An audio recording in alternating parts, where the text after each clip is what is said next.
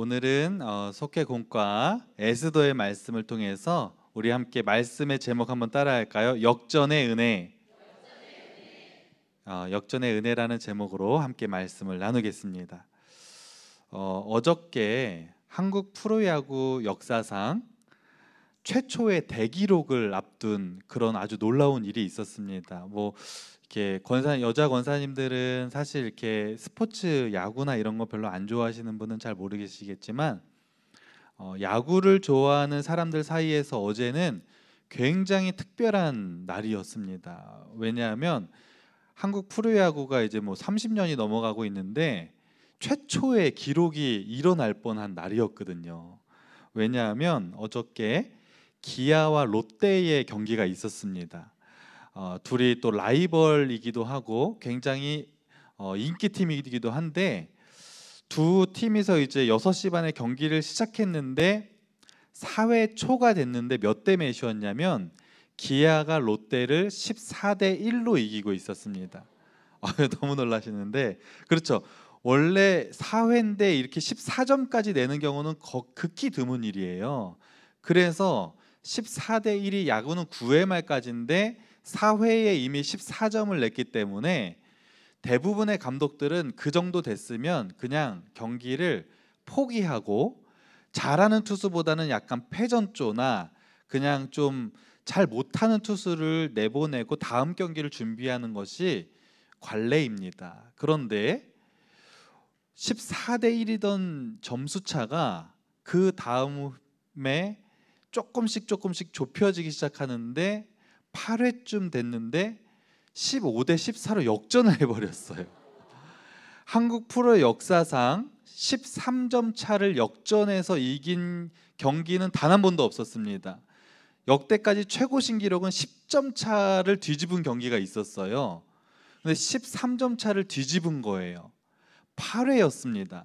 그리고 이대로 9회까지 가서 경기가 끝나면 롯데는 너무나 아주 경사나는 대기록을 세우는 굉장히 기쁨의 순간이었죠. 그러니까 팬들도 다 그거를 지켜보고 굉장히 손에 땀을 쥐면서 지켜봤는데 어떻게 됐을까요? 8회에 동점을 이제 기아가 쫓아가서 결국에는 12회 연장까지 가서 15대 15로 동점으로 끝나게 되었습니다. 너무 이렇게 공감해 주시고 아쉬워해 주셔서 저도 너무 이렇게 기분이 좋은데 롯데 팬 입장에서는 또 얼마나 아쉽겠습니까? 대기록을 앞두고 있었는데 그래서 어저께는 아주 스포츠 역사상 아주 긴장되는 일이 있었습니다. 우리의 심리, 인간의 심리에는 뭔가 반전이 일어나기를 기대하는 마음이 있고 반전이나 역전이 일어나는 것을 굉장히 관심 있게 지켜보고 기뻐하는 그런 심리가 있습니다. 스포츠 경기에서도 그냥 이기는 것보다는 이렇게 역전을 해서 이기는 것을 우리는 더 기뻐하고 짜릿한 감정을 느끼게 되는 것이죠. 드라마를 여러분이 많이 보실 텐데 드라마는 그냥 밋밋하면 시청률이 떨어져서 재미없습니다. 그래서 무슨 드라마라는 이름이 나와요? 막장 드라마라는 이름이 나와서 그냥 처음에는 막 가난하게 살던 어떤 여주인공이 막 대기업 회장님 아들을 만나서 갑자기 인생 역전하는 그런 드라마, 그런 거 인생 역전하고 반전이 일어나는 드라마가 시청률도 좋고 인기가 많습니다. 우리의 심리에는 그렇게 역전하는 거, 반전이 일어나는 것을 좋아하는 마음이 있다는 거예요.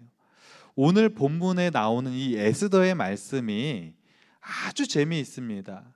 반전에 반전이 일어나는 마치 한 편의 드라마와 같은 내용이 이 에스더의 1장부터 10장 안에 다 들어가 있습니다. 저는 개인적으로 에스더를 이제 처음 읽었을 때, 그러니까 어렸을 때는 멋모르고 읽다가 이제 어느 정도 성경 말씀에 대한 지식이 쌓이고 이것을 이제 정독해서 한번 쭉 읽어볼 때 너무 재미있게 에스더를 읽었던 기억이 나요. 와, 재밌다. 어떻게 이런 일이 일어날 수 있지?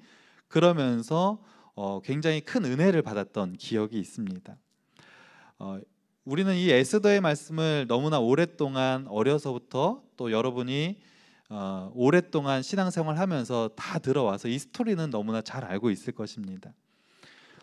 이 에스더의 배경은 언제쯤이냐 하면 남유다가 바벨론이라는 나라에 망하지 않습니까? 그로부터 100년이 지난 후에 일어난 일입니다.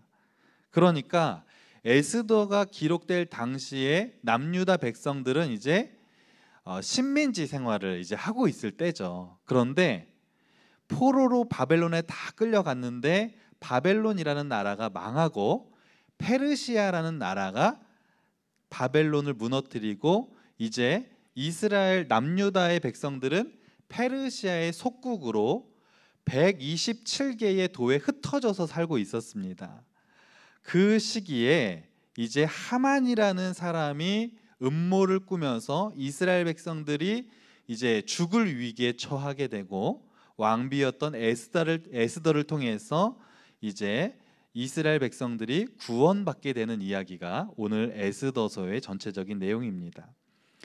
여러분, 에스더에는 4명의 아주 핵심 인물이 나옵니다. 드라마도 보면 주연이 있고 조연이 있는데 거의 주연급의 4명의 핵심 인물이 나오는데 대표적으로 누구냐 하면 아하수에로 왕이 첫 번째 주연 중에 한 명입니다.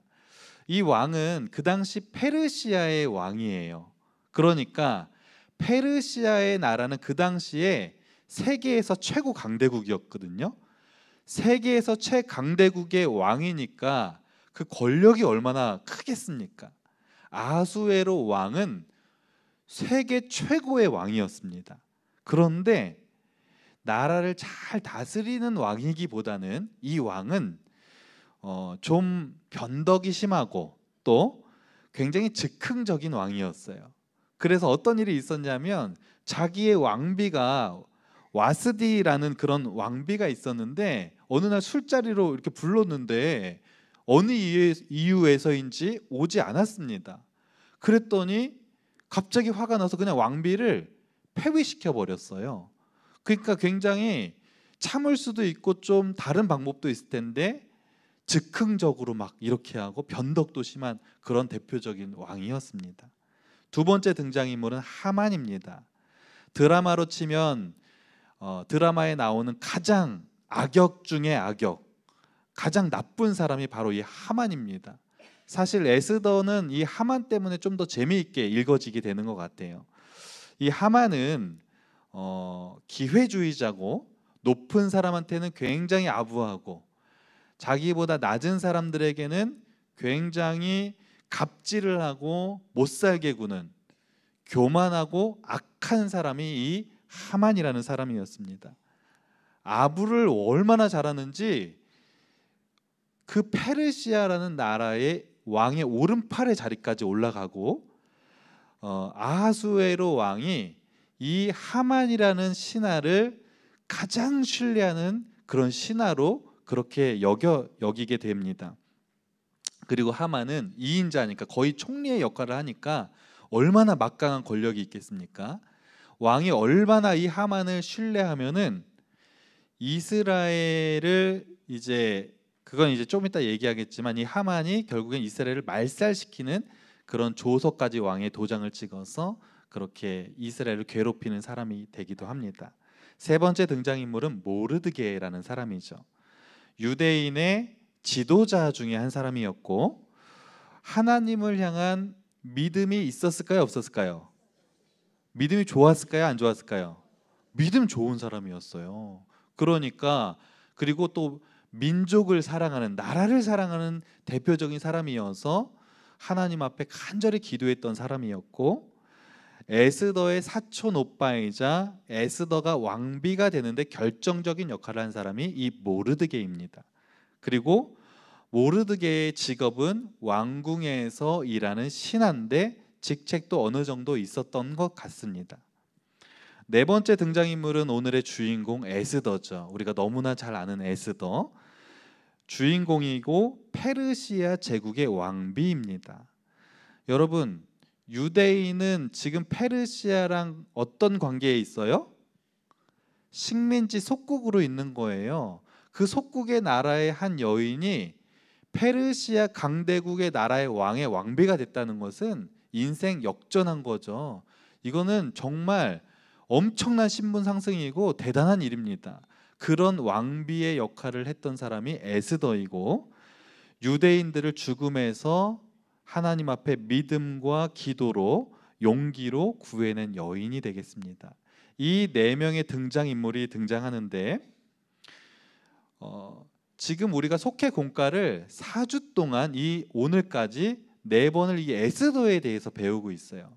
앞에서도 우리 목사님들을 통해서 에스더의 이야기를 잘 들으셔서 아실 텐데, 간단히 제가 요약을 해드리자면, 모든 문제의 시작은 하만과 모르드게의 갈등으로부터 시작이 됩니다.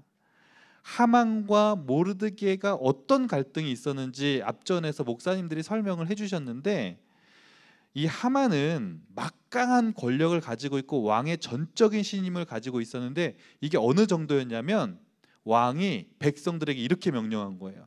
모든 백성들은 이제 앞으로 하만이 어디를 갈 때든지 하만을 마주치기만 하면 꿇어 엎드려 절을 해라, 이렇게 얘기하는 거예요.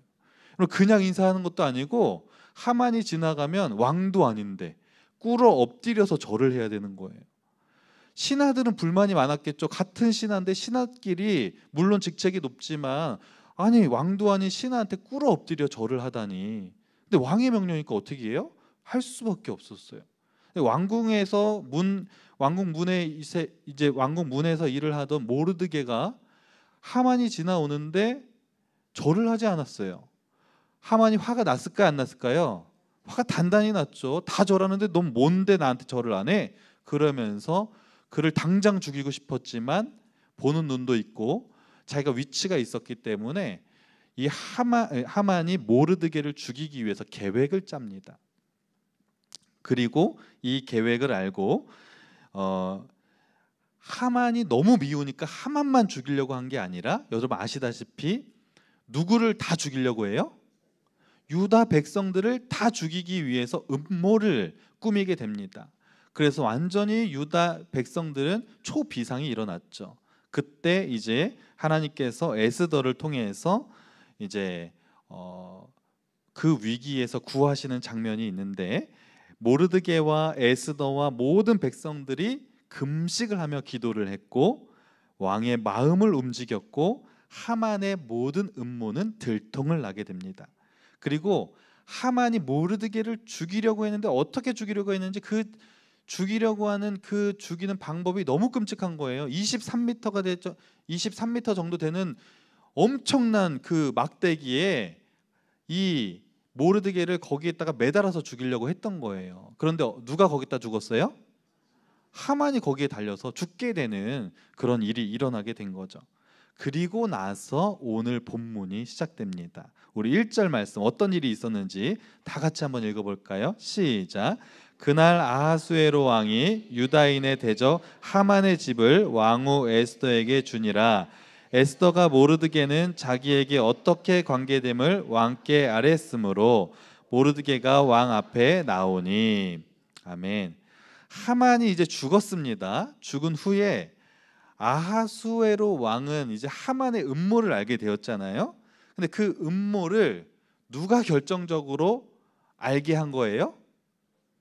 모르드게와 에스더가 그것을 알게 해준 것이죠. 그러니까 일단은 먼저 왕비에게 그 공로를 취하해서 하만의 집과 모든 재산을 에스더에게 다 주기로 약속을 합니다.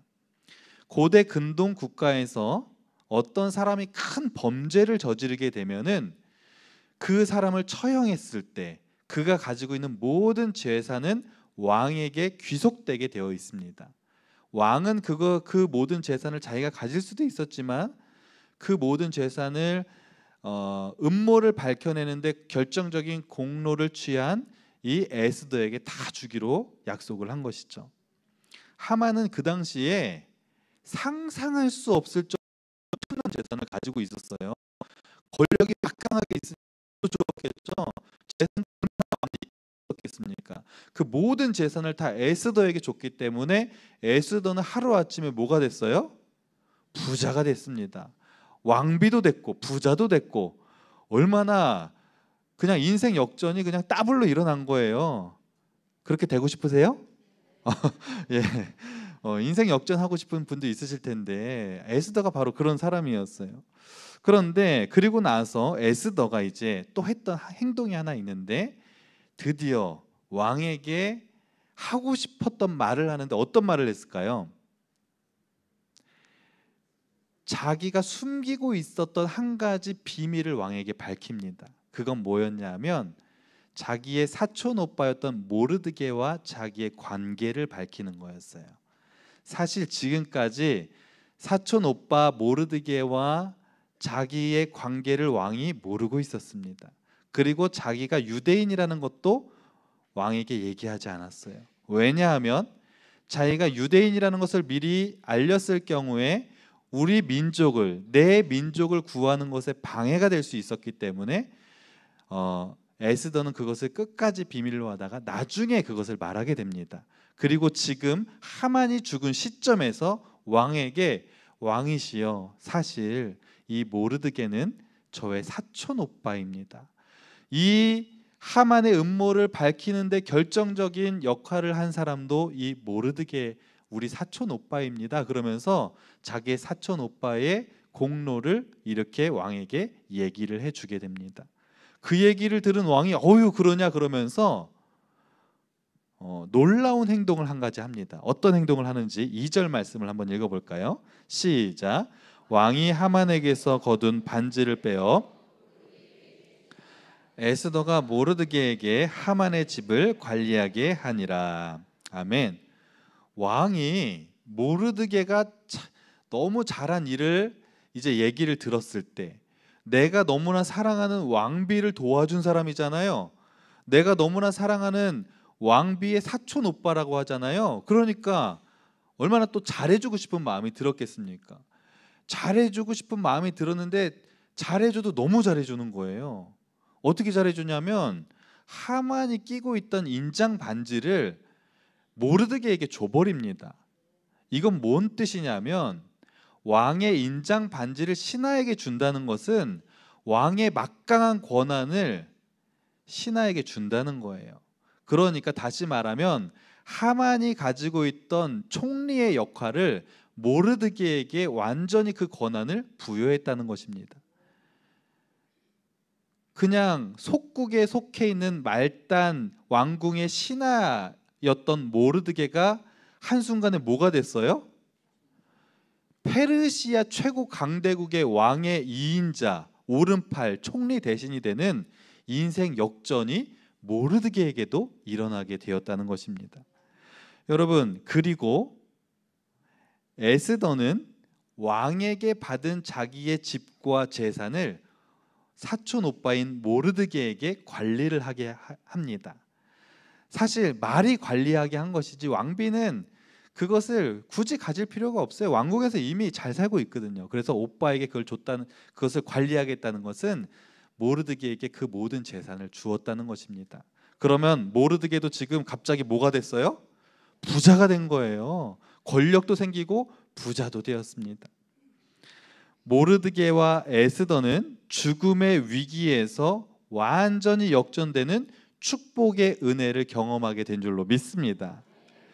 모르드게는 사실 하만의 음모로 자칫하면 23m가 넘는 막대기에 달려서 비참하게 죽는 위험이 도사리고 있었는데 그 위기에서 살게 되는 은혜를 입었고, 에스더는 사실은 나라를 구하기 위해서 에스더가 나서야 됐잖아요. 그게 쉬운 게 아니었습니다. 저번에 이제 담임 목사님도 또 우리 다른 목사님도 이제 에스더의 얘기를 해주셔서 아시겠지만, 그 당시에 왕비가 왕에게 나아갈 때 왕비가 왕한테 직접 먼저 나아갈 수가 없었어요. 이해가 되세요? 아니, 역사를 봐도 그냥 공주가 왕비가 왕을 만나고 싶으면 이렇게 만날 수도 있는 거잖아요. 그리고 좀 이렇게 물어볼 수도 있는 거잖아요. 그런데 그 페르시아 제국에서는 왕비조차도 왕에게 먼저 나가서 아무리 힘든 일이 있어도 무엇인가 물어봐도 안 되고 먼저 찾아가도 안 됩니다. 찾아갔어요. 근데 너무 힘들어서 급한 일 때문에. 근데 왕이 금규를 내밀지 않으면, 그러니까 다시 말하면 왕의 지팡이를 딱 내밀어서 왕비가 그것을 딱 잡게 하지 않으면 그냥 사형입니다. 죽는 거예요. 너무 끔찍하죠? 아니 어떻게 그렇죠? 왕비인데. 그런데 그 나라의 법이었어요. 그런데 아하수에로 왕은 변덕이 심하다 그랬어요? 안 심하다 그랬어요? 변덕이 심한 왕이었어요. 즉흥적이에요? 아니에요? 즉흥적이에요. 그래서 기존에 있던 와스디라는 왕비도 어떻게 됐다 그랬어요? 자기 마음에 안 들어서 즉흥적으로 폐위시켜 버렸어요. 에스더가 민족을 구하기 위해서 왕을 찾아갔는데 만약에 지팡이를 내밀지 않으면 그냥 죽는 거예요. 그러니까 에스더는 목숨을 걸고 왕을 찾아갔던 거예요. 그러니까 얼마나 두렵고 떨렸겠습니까, 여러분? 그런 상황에서 죽음의 위기에서 인생 역전, 왕의 가장 사랑하는 신임을 다시 한번 받게 되고 놀라운 하나님 민족을 구하는 축복의 은혜를 누리게 된 것이 에스더의 그런 축복의 경험인 줄로 믿습니다. 이제 모든 게 다 끝난 것 같아요. 모든 게 다 잘 됐습니다. 그런데 한 가지 문제가 남아 있었어요. 뭐죠? 이스라엘 백성들이 지금 구원을 받았어요? 못 받았어요? 아직 못 받았어요. 한 가지 문제가 남아 있는데 3절 말씀을 다시 한번 어떤 문제가 남아 있었는지 다시 한번 읽어보겠습니다. 시작. 에스더가 다시 왕 앞에서 말씀하며 왕의 발 아래 엎드려 아각 사람 하만이 유다인을 해하려 한 악한 꾀를 제거하기를 울며 구하니. 아멘. 에스더가 다시 왕 앞에 이제 나갑니다. 왕 앞에 나가는 것 자체가 두려운 일이에요. 또 나가면 왕이 또 다시 지팡이를 내밀어 줘야 되는 거예요. 왕 앞에 나갔는데 왜 나갔냐면 자신의 민족을 구원해 달라고 울면서 왕 앞에 엎드려 간구합니다. 그래서 이제 이미 하만은 처형이 돼서 이 자리에 없지만 유대인을 학살하려고 한 하만이 왕의 도장을 찍어서 전국 127개의 도시의 지방에 뿌려진 그 조서는 아직 유효하거든요. 이거는 왕이 도장을 찍은 것은 취소를 할 수 없습니다. 아무리 왕이라도 야 내가 이거 좀 잘못 생각한 것 같다, 이거 취소해야 하자, 다 걷어들여, 이렇게 할 수가 없었어요. 왕도 취소 못합니다. 한번 조서가 딱 공포되면 그대로 해야 됩니다. 그러니까 지금 그 조서에는 뭐가 적혀 있었어요? 누구를 죽이라고요? 유대인을 죽이라는 조서의 내용이 적혀 있는 거예요. 그런데 왕도 이것은 취소를 못하는 거예요. 그러니까 에스더가 울면서 왕에게 그것을 취소해 달라고 말하지만 왕도 어쩔 수가 없었어요. 왕은 에스더를 너무 사랑했는데 이걸 어떻게 해야 될까 고민하다가 한 가지 해결 방안을 제시합니다. 8절 말씀 읽어볼까요? 시작. 너희는 왕의 명의로 유다인에게 조서를 뜻대로 쓰고 왕의 반지로 인을 칠지어다. 왕의 이름을 쓰고 왕의 반지로 인친 조서는 누구든지 철회할 수 없음이라 하니라. 아멘. 한마디로 무슨 말이냐면 모르드게와 에스더에게 뭐라고 얘기하냐면 너희가 직접 조서를 더 써. 너희가 조서를 더 강력한 걸 써. 그러면 내가 왕의 도장을 거기 찍어줄게. 이렇게 얘기하는 거예요. 지금 너희 민족이 죽을 위기에 그 처한 조서보다 더 강력한 법을 너희가 직접 만들라고 얘기한 거예요. 이것은 왕이 왕비에게 할 수 있는 최고의 그런 왕의 권한을 베풀어 준 줄로 믿습니다. 그래서 그 얘기를 들은 모르드게는 이제 총리 대신이 되었잖아요. 그래서 서기관들을 다 부릅니다. 그래서 서기관들을 딱 세워놓고 이제 법을 만드는 거예요. 조서를 쓴다는 것은 직접 왕의 명령을 받들어서 법을 새롭게 만드는데 그 조서를 다 쓰게 합니다. 그리고 나서 그 쓴 조서를 페르시아에는 다양한 민족의 속국들이 살고 있었기 때문에 한 나라의 글씨와 그 문서로 쓸 수가 없었어요. 그래서 각각의 언어와 글자로 그것을 다 번역하게 해서 127개 도에 있는 모든 사람들이 그 조서를 읽을 수 있도록 그 조서를 다 씁니다. 그리고 나서 왕궁에 있는 가장 빠른 말을 준비해서 신속하게 127개의 그 먼 거리까지에 있는 모든 사람들에게 이 조서가 공표되도록 그렇게 명령을 합니다. 왕의 배려가 있었고 모르드기의 빠른 일처리가 있었기 때문에 이것이 이루어지게 된 줄로 믿습니다. 여러분, 그래서 이스라엘 백성들이 살았을까요? 죽었을까요? 다 살게 되는 하나님의 은혜가 임한 줄로 믿습니다. 여러분, 이 말씀을 준비하면서 저는 이렇게 말씀을 준비할 때 그 말씀 속에 한번 이렇게 들어가서 제가 그 사람이 한번 되어보는 상상을 참 많이 합니다. 이번엔 제가 누가 되어 보았냐면 누가 됐을까요? 아니에요. 모르드게는 죽을 수도 있는 거잖아요. 그런데 모르드게 아니고 누가 되어 보는 상상을 했을까요? 왕이요? 제가 왕이 될 상입니까? 아니에요. 저 여자 하기 싫어요. 에스더도 아니에요. 그럼 누구예요? 하만? 저 나쁜 사람 되기 싫어요. 제가 근데 이 4명의 등장인물보다는 그냥 평범한 포로의 백성 중에 한 사람, 아버지로서 그 사람이 내가 되어서 페르시아에 살고 있는 사람이었으면 어땠을까라는 생각을 해봤어요. 여러분, 포로로 그 페르시아에 끌려가서 거기서 자유롭게 정말 축복된 삶을 살았겠습니까? 아무리 바벨론에서 자유를 보장해 있고 살 수 있도록 어느 정도 여건을 허락해 줬어도 포로는 포로인 거예요. 그곳에서의 삶이 얼마나 비참하고 힘들었겠습니까? 그렇게 힘겹게 살아가고 있는데 어느 날 조서가 이렇게 벽에 붙어서 그걸 읽어보는데 정한 날이 되면 우리를 다 죽이겠다는 거죠.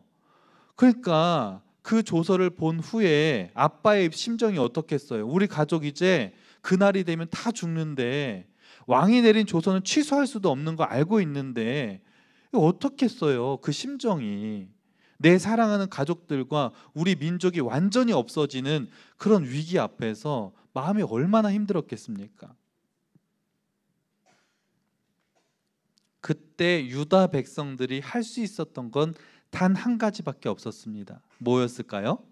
기도하는 거였어요. 그냥 기도했을까요? 아니죠. 금식하며 기도했어요. 밥도 안 먹으면서 여러분,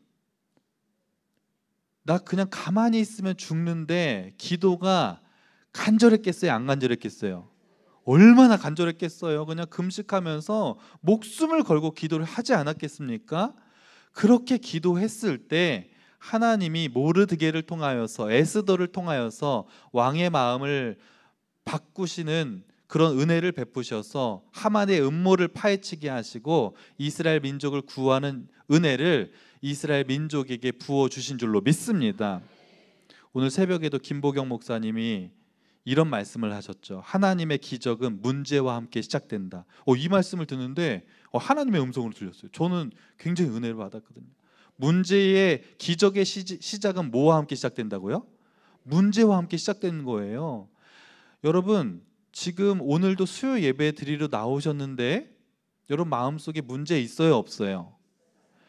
제가 중고등학교 예배 때도 지난주에 설교를 했는데 지금까지 많은 시간을 목회한 건 아니지만 지금까지 목회를 하면서 지금까지 많이 산 건 아니지만 지금까지 살아오면서 저의 마음속에 아주 분명하게 깨달은 아주 결정적인 사실이 하나 있습니다.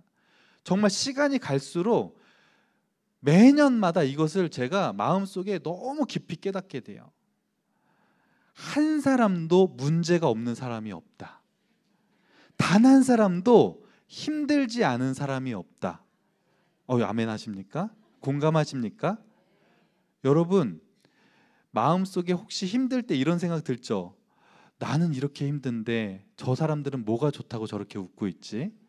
나는 이렇게 집의 경제적인 문제로, 자녀 문제로, 인간관계의 문제로 나 이렇게 죽을 만큼 힘든데 저 사람은 저렇게 뭐가 힘들지도 않아서 저렇게 웃고 있지? 근데요, 안 힘들어서 웃고 있는 게 아니에요. 다 힘듭니다. 그냥 믿음으로 주님을 바라보면서 다 같이 이기고 있는 것 뿐이에요. 여러분, 힘들면 그냥 절망하지 마시고 문제와 함께 뭐가 시작된다고요? 하나님의 기적이 시작되는 거예요. 그러니까 여러분이 가지고 있는 그 문제를 통하여서 역사하실 하나님을 믿음으로 바라보시기를 간절히 소망합니다. 믿음이라는 뜻은 히브리어로 에무나라는 뜻이 있습니다. 이것은 무슨 뜻이냐면 버티다라는 뜻이에요. 여러분, 믿음은 버티는 거예요. 힘들고 어려운 일이 있으세요? 포기하지 마시고 버티는 거예요. 버티고 믿음으로 나아가면 하나님께서 반드시 그 여러분의 믿음을 보시고 역전의 은혜를 허락하여 주실 줄로 믿습니다. 그래서 여러분의 그 모든 문제, 이스라엘 백성들도 죽음의 문제 앞에서 기도할 때 하나님의 기적을 경험했던 것처럼 여러분이 지금 가지고 있는 그 큰 문제, 작은 문제 하나님 앞에 내어놓고 그 문제가 결국엔 하나님의 기적을 체험하는 놀라운 역사가 여러분의 개인의 삶 가운데, 가정 가운데, 공동체 가운데 이루어지는 은혜가 임하기를 간절히 축복합니다. 기도하시겠습니다. 하나님, 우리의 삶 가운데 왜 이렇게 나를 힘들게 하는 문제가 많은지 모르겠습니다. 오늘도 하나님 앞에 예배를 드려 나왔지만 내 마음속 한쪽 구석에서는 이 일을 어떻게 하면 좋을까, 너무너무 힘든 마음을 누구에게도 말하지 못하고 온전히 하나님을 바라보는 마음으로, 정말 그런 안타까운 심령으로 오늘 이 자리에 나온 우리 성도님들 계시다면 문제를 통해 기적을 이루시는 그 하나님의 능력을 바라볼 수 있도록 인도하여 주시옵소서. 믿음은 버티는 것이라고 말씀하셨사오니 힘들고 어려워도 믿음으로 버티게 하시고 믿음으로 버텼더니 하나님께서 이렇게 역사하셨다고 하는 믿음의 간증의 역사들이 우리의 모두에게 나타날 수 있도록 인도하여 주옵소서. 이 모든 말씀 예수님의 이름으로 기도합니다. 아멘.